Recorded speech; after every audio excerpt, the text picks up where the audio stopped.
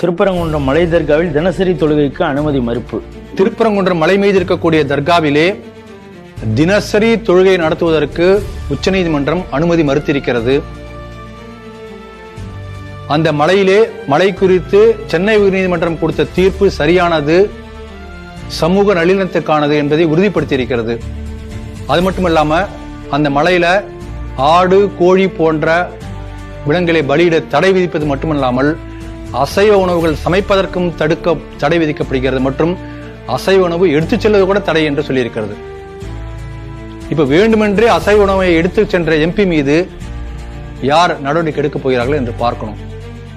இந்த தீர்ப்பு மூலமாக அந்த மலை ஆதி காலம் தொட்டு இந்துக்களுக்கு சொந்தமான மலை என்கின்ற அந்த தார்மீக உரிமையை மீண்டும் சுப்ரீம் கோர்ட் உறுதிப்படுத்தி இருக்கிறது.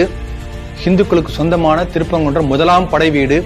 ஆகவே திருப்பரங்குன்றம் மலை பிரச்சனையை வைத்து இந்துக்கள் முஸ்லிம்களிடையே ஒரு மத மோதலை ஏற்படுத்தி அதிலே தேர்தல் அறுவடை செய்யலாம் என்று நினைத்த திமுகவுக்கு இது ஒரு பெரிய பேரிடியாக வந்திருக்கிறது.